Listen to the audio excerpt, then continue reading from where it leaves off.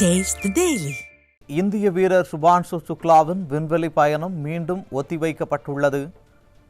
அமெரிக்காவில் இருந்து இந்திய விண்வெளி வீரர் சுபான்ஷு சுக்லாவின் ஆக்சியம் 4 திட்டத்தின் சர்வதேச விண்வெளி பயணம் ஒத்திவைக்கப்பட்டுள்ளது. அதனை அண்மை செய்தியாக பார்த்து வருகிறோம்.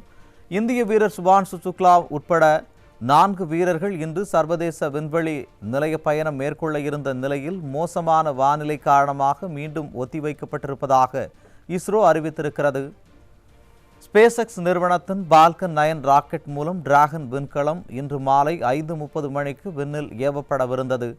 ஏற்கனவே நேற்று விண்வெளிக்கு செல்லவிருந்த நிலையில் மோசமான வானிலையால் இன்று விண்வெளி செல்ல திட்டமிடப்பட்டிருந்தது.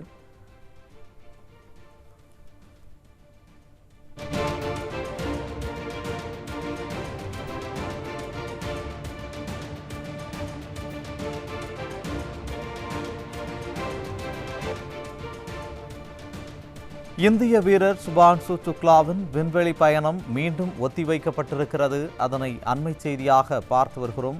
அமெரிக்காவில் இருந்து இந்திய விண்வெளி வீரர் சுபான்ஷு சுக்லாவின் ஆக்சியம் 4 திட்டத்தின் சர்வதேச விண்வெளி பயணம் ஒத்திவைக்கப்பட்டிருக்கிறது. இந்திய வீரர் சுபான்ஷு சுக்லா உட்பட 4 வீரர்கள் இன்று சர்வதேச விண்வெளி நிலைய பயணம் மேற்கொள்ள இருந்த நிலையில் மோசமான வானிலை காரணமாக மீண்டும் ஒத்திவைக்கப்பட்டுள்ளதாக இஸ்ரோ அறிவித்திருக்கிறது.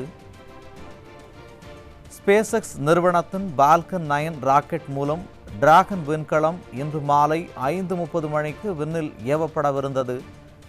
ஏற்கனவே நேற்று விண்வெளிக்கு செல்ல இருந்த நிலையில் மோசமான வானிலையால் இன்று விண்வெளி செல்ல திட்டமிடப்பட்டிருந்தது.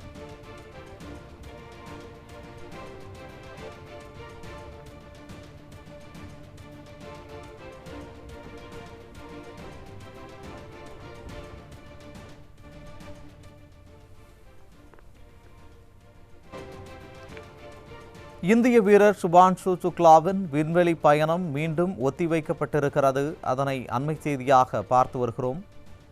அமெரிக்காவில் இருந்து இந்திய விண்வெளி வீரர் சுபான்ஷு சுக்லா ஆக்சியம் 4 திட்டத்தின் சர்வதேச விண்வெளி பயணம் ஒத்திவைக்கப்பட்டிருக்கிறது.